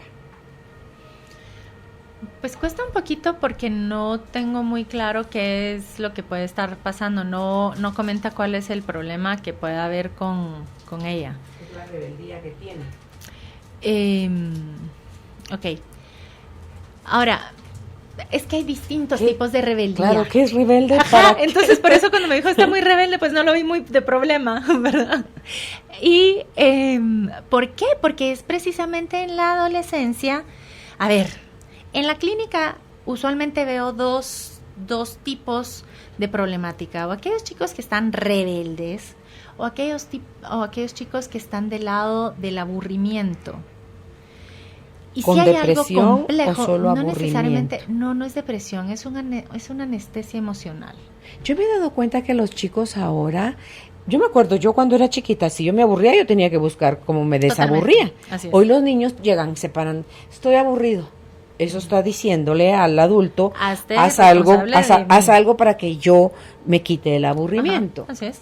Sí, pero digamos que ahora este aburrimiento puede caer en esto que es una anestesia emocional y se pierden.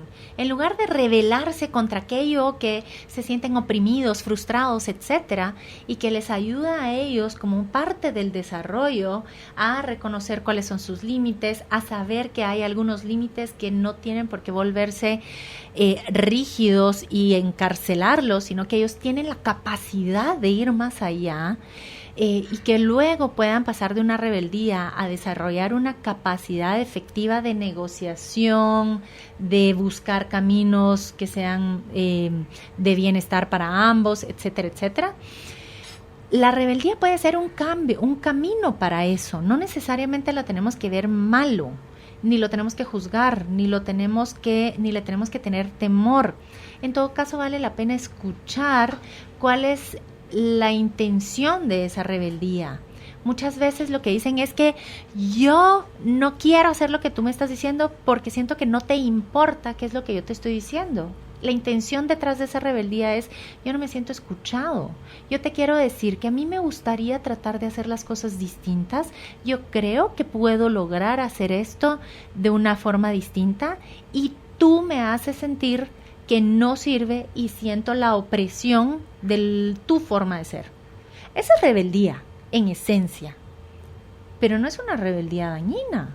Si nosotros seguimos con la opresión y con la opresión lo único que hacemos es hacerle más fuerza para que se vuelva más rebelde, entonces podemos llegar a círculos y a patrones de conducta que sí los lleven a conductas peligrosas. Ahora, para poder superar esa parte, prestemos atención hagámonos la pregunta, ¿qué está tratando de expresarme a través de la rebeldía que yo no he logrado escuchar de otra forma? Y si no lo he logrado escuchar de otra forma, ¿qué de mí, qué en mis oídos, qué en mi escucha me está evitando oírlo? Es que lo oigo, como ella dice, le hablo porque me preocupa. Es su preocupación la que le está tapando la escucha y no le está permitiendo oír cosas que tal vez le ha tratado de decir en otras formas y no la oyó. Entonces la única forma que logra pasar es a través de la rebeldía, ¿sí? Entonces, ¿qué le preocupa? Esos temores que hablan de ella, que hablan de la mamá, esas preocupaciones, ¿de dónde vienen de la mamá? ¿Qué oportunidad hay ahí para la mamá de dejar ir preocupaciones, de dejar ir temores, de dejar ir juicios, ¿verdad? ¿Qué oportunidad trae de crecimiento para la mamá toparse con la rebeldía de su hija? Vamos a hacer otra pregunta y nos vamos a la pausa, Alejandro. Excelente programa, dice Claudia. ¿Qué puedo hacer con mi hijo adolescente? No quiere ir al colegio, no habla y no dice el por qué. Ya hablé con él, agoté todas mis energías y solo presenta mucha pereza para levantarse. Necesito ayuda, por favor. Gracias. Era lo que les decía. A ver, y es que aquí esto es un poco complejo, porque además la edad también es necesario, primero, siempre que tenemos algo que pareciera como tan corporal, es importantísimo tener primero un diagnóstico que nos diga que no hay nada biológico. No es físico. Que no es físico, ¿verdad? Hay algunos síndrome de fatiga crónica, hay algunas cuestiones que sí, que por el cambio hormonal empieza a tener efectos en el nivel de energía que tienen, o por ejemplo la mononucleosis, que es la enfermedad del beso, le decían, ¿cierto? Que puede dar mucho cansancio. Es decir, lo primero, cuando hay algo que es como tan corporal, hay que descartar que haya algo orgánico, que lo vea un pediatra, que haga un examen completo. Si no hay nada orgánico, entonces podemos empezar a pensar que este es un ejemplo de esto que les decía, de o entran en una rebeldía en donde están luchando y peleando, o entran en este apagarse, en esta anestesia, en esta anulación afectiva. No sienten nada, no dicen nada, no pasa nada, no quieren nada, no temen nada, no les duele nada. Están en el nada, no pasa nada, ¿sí? Esa también es una forma de sintomatizar, y es una forma de sintomatizar que se empezó a presentar un poco más, diría yo, desde hace unos 10, 15 años para acá, donde está esta ausencia de vida, mientras en la rebeldía está esta pulsar y esta vida como peleándola y luchándola, en la otra parte está esta ausencia. Valdría la pena, si realmente las distintas cosas que trate, por ejemplo, esto de decir, bueno, tratar de decirle, mira, quiero escuchar y quiero conocer qué está pasando contigo. Eso sí, yo no lo puedo hacer, como no te puedo leer la mente. Si tú no me decís, es tu responsabilidad.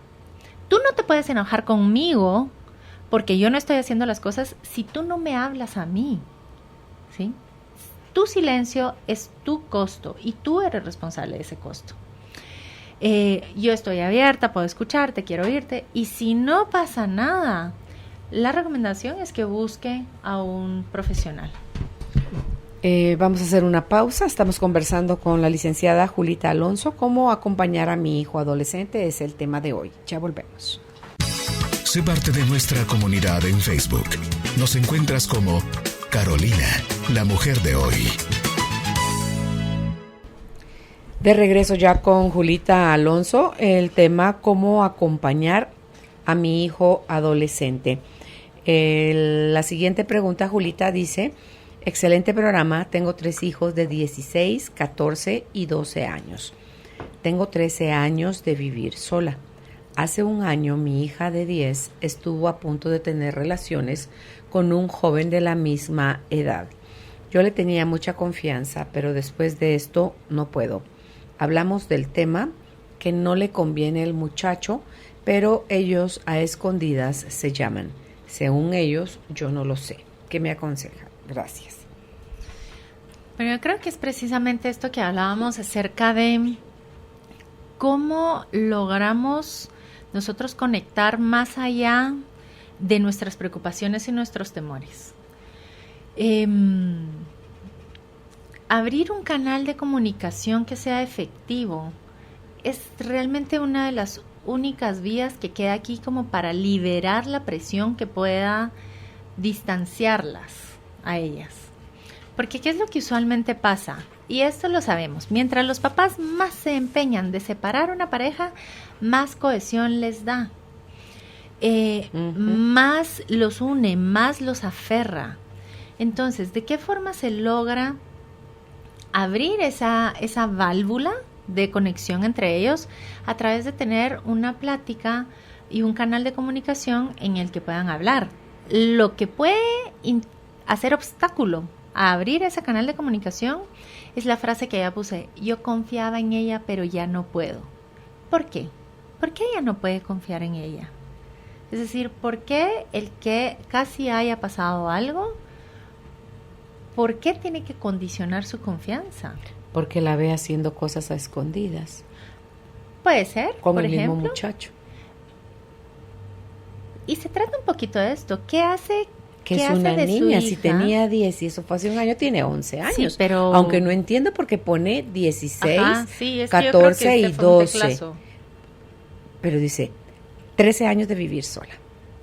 Y hace un año mi hija de 10, esa no la menciona, pues esta que tiene 12 será la de 10. Tal vez. Entonces, es decir, Es ¿qué es una lo que está niña. pasando ahí? ¿Sí? Y lo que pasa con el tema especialmente de la sexualidad es que es un tema que se habla poco. Y ojo, que las cosas que poco se habla, mucho se actúan. ¿Sí? Acaba de salir uno de los estudios que uno de los principales retos para disminuir la tasa de natalidad en el interior del país es precisamente la falta de educación. Y es precisamente la falta de educación lo que hace que se hable menos y esto le genere una carga emocional que hace que un tema esencial como la sexualidad sea poco discutido y muy realizado, ¿sí? Mientras menos hablamos las cosas, más las hacemos. Entonces, ¿qué es lo que está pasando a través de esto? ¿Qué curiosidad es la que puede estar teniendo esta chica acerca de la sexualidad? Y tenemos que tener claro que la sexualidad es una de las cosas que más tabús trae y más etiquetas negativas trae, pero no quiere decir que tenga que ser así. Es decir, la sexualidad es esencial para el ser humano. La sexualidad es lo que ha acompañado a los seres vivos, no digamos a los seres humanos. Es tal vez lo más natural que puede haber de cualquier ser vivo. Entonces, todas las etiquetas que le podamos poner o que lo hayamos tenido son accesorias, no hablan nada de del verdadero significado de la sexualidad. Yo pienso ahí, Julita, que a una niña de 10 la activa sexualmente. Ahí mi temor es qué pasó antes de los 10 años. ¿Fue ella abusada sexualmente? A ver, y ahí hay un montón de teorías, porque se habla, por ejemplo, que la edad de la pubertad, de esta maduración sexual, cada vez se está dando más temprano. Por eso vemos hoy niñas de 8 o 7 años embarazadas. Puede ser, Porque sí. están desarrollando súper temprano Están ahora. desarrollando antes y hay varias teorías de por qué es esto.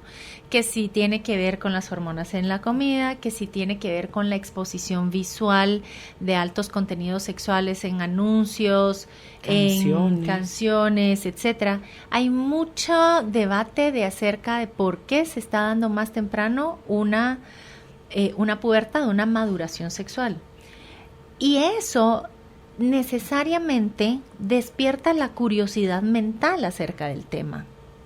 Y como ya lo hemos dicho, hay cosas que no se comprenden hasta que no se tiene ese desarrollo cognitivo necesario para comprenderlo. También tiene que ver con si yo a los 10 culturales, años ya etcétera. desarrollé, mi cuerpo ya tiene senos, tiene formas, pero no estoy mentalmente preparada, ni Así puedo es. tener relaciones sexuales de manera responsable, Sí. ni nada. O sea, no tengo No. eso todavía No. desarrollado. Que haya una maduración corporal sexual no quiere decir que tenga la maduración mental para hacerlo. Son dos cosas distintas, especialmente por esto que hablábamos de cuál es esa transferencia de responsabilidades. El hacerse cargo del resultado de una relación sexual, pensemos que nos puede llevar es un embarazo. O sea, Una la infección. responsabilidad de criar un hijo. Esa transferencia de responsabilidad, esa transferencia de hacerse cargo de... No podemos pensar que se va a dar a los 10 años, a los 15 años. Sí, no. Para eso se necesita, como decíamos, o sería ideal, por ejemplo, esperar a tener este estado de independencia emocional, físico, económico, etcétera, etcétera. Para poder yo hacerme cargo de mí misma primero y luego poderme hacer cargo de alguien más. Pero esto responde a que la curiosidad de los niños por la sexualidad no es algo malo y no es porque esté pasando necesariamente algo malo.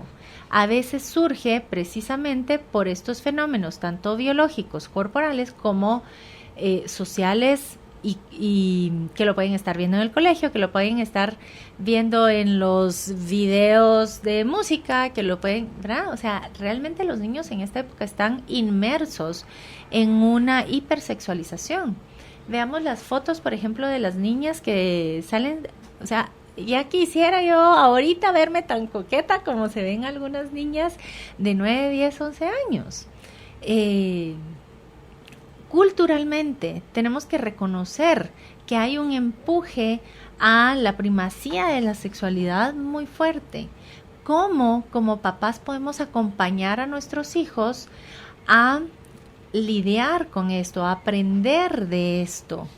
Y lo hablábamos, la mejor vía es siempre tratar de hablarlo.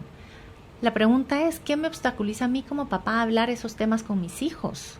Me obstaculiza el miedo, no le quiero meter ideas. Me obstaculiza la preocupación de que algo malo haya pasado y entonces ¿quién se lo hizo? Y ya me agarré otro camino y agarré por otro lado y dejé a mi hija con sus inquietudes ahí esperándome.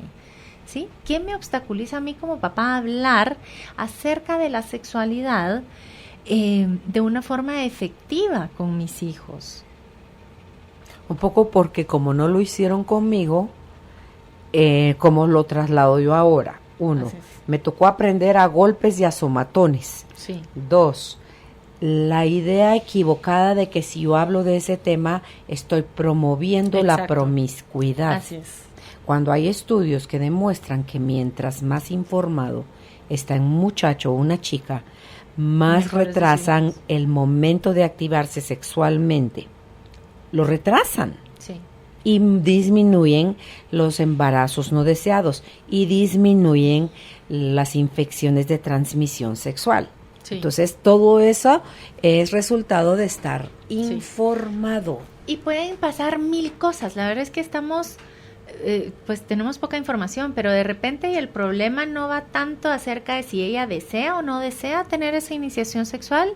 De repente y es cómo esta chica siente que puede o no puede poner un límite y decir un no, sin sentirse presionada, sin sentir que lo tiene que hacer, sin sentir que la van a cortar. Sí, es decir, ¿qué es lo que está pasando en esta chica, en esta niña? Es un universo entero, Claro. al cual no tenemos acceso. La única forma de tener acceso a eso es buscar, platicar y escuchar qué está pasando ahí. Y si siento que no puedo con la situación, que no tengo respuestas, busco ayuda terapéutica. Así es. Dice alguien más, buenas tardes, un programa hermoso. Gracias por aclararnos tantas dudas. ¿Cómo puedo ayudar a mi expareja para tener mejor comunicación con nuestro hijo, ya que dice que lo extraña mucho, pero hablan solo a veces por teléfono? Cuando conversan, el papá se siente mal porque dice que el niño no le pregunta sobre su vida, sobre su nueva pareja y sus otros hijos, y no entiende que él es el que tiene que buscarlo y no nuestro hijo. Nuestro hijo tiene 13 años. ¿Cómo puedo ayudarlos a los dos? Muchas gracias. Qué buena pregunta. A ver, aquí hay algo que pasa con nuestros sistemas de relaciones.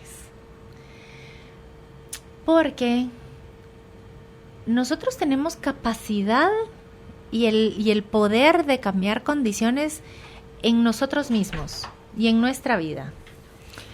Pero poca capacidad tenemos para cambiar a las demás personas. Yo que soy psicóloga se los puedo decir. Si hubiera podido desarrollar eso, sería magnífico. Pero no se puede. Llama mucho, por ejemplo, la atención que dice, bueno, entre ellos pareciera que está este conflicto de uno quiere que se acerque, el otro quiere el papá acercarse. Tiene actitud un poco de niño de pregúntame por, no me busca mí, por mis hijos y por mi nueva esposa. Sí. Y poco sabemos de qué es lo que está pasando con este chico de 13 poco, años. Ya de por sí se conectan poco. Yo creo que ese interés que este papá quiere que el hijo tenga por su nueva vida, lo debería él mostrar teniéndolo por la vida de su hijo primero, pero está distanciado del hijo. Así es. Y digamos aquí como de dónde hay comunicación. En esta pregunta tenemos 2 puntos de entrada, ¿verdad? Uno es precisamente eso, es decir, recordar lo que decíamos. Si nosotros queremos que las personas sean vulnerables con nosotros o se abran hacia nosotros, somos nosotros los que vamos ese ejemplo abriéndonos hacia ellos. Y hablando y platicando, buscando. Ahora, si yo lo que quiero es que mi hijo se interese en mi vida, es porque yo muestro interés en la vida de mi hijo. Es un dar y ven, así es. Ahora, de parte de la mamá, también hay otro punto de vista interesante. Porque no escuchamos qué es lo que la mamá sabe acerca de su hijo. ¿Por qué su hijo pareciera pasivo? ¿Por qué su hijo no pregunta? ¿Qué sabe ella acerca de lo que está pasando en ese mundo interno de él? ¿Qué siente? ¿Cómo queda después de las llamadas? ¿Sí? ¿Qué es lo que está pasando ahí? Porque sí, tenemos como mucha información acerca de qué está pasando con este papá. Ya sabemos hasta de la vida del papá, ya sabemos que se volvió a casar, que ya tuvo otros hijos, y ya sabemos que se siente un poco triste porque el hijo no lo busca. Ahí tenemos toda la información, pero no sabemos nada del punto central, que es el adolescente. ¿Qué está pasando con este chico? Y con cómo él ha vivido la experiencia de que el papá se haya vuelto a casar. Y no desde el juicio, no desde si hizo bien o hizo mal, no. Pero desde la curiosidad. ¿Cómo ha vivido este chico este proceso? Y cómo se ha sentido él de incorporado o no incorporado a ese proceso. A esa nueva familia. ¿Verdad? Y cómo entonces la mamá puede conectar con su hijo nuevamente desde la curiosidad de saber qué está pasando ahí con él. Y por supuesto que si lo quiere empujar a él a buscar esa relación con el papá, no va a funcionar. No es por ahí el camino. Si quieren que este chico se abra, tienen que abrirse con él. Si quieren que este chico se interese por la familia de los papás, tiene que interesarse por él. Totalmente. Pues, Julita, muchísimas gracias por haber desarrollado este tema hoy con nosotros.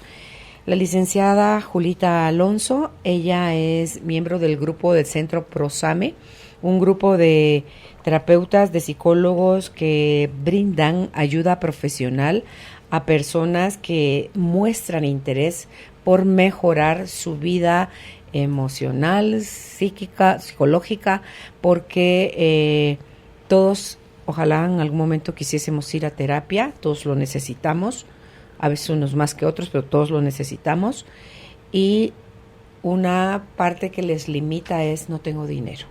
Bueno, Prosame son precios accesibles. Así es.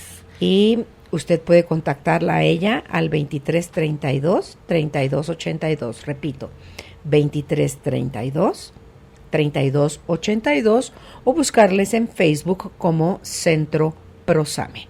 Muchísimas gracias, Julita. A usted, Carolina, gracias. Fluir y tratar de entender hacia dónde la vida nos está guiando es lo mejor. Carolina, la mujer de hoy, presentó el segmento Hacia una vida mejor.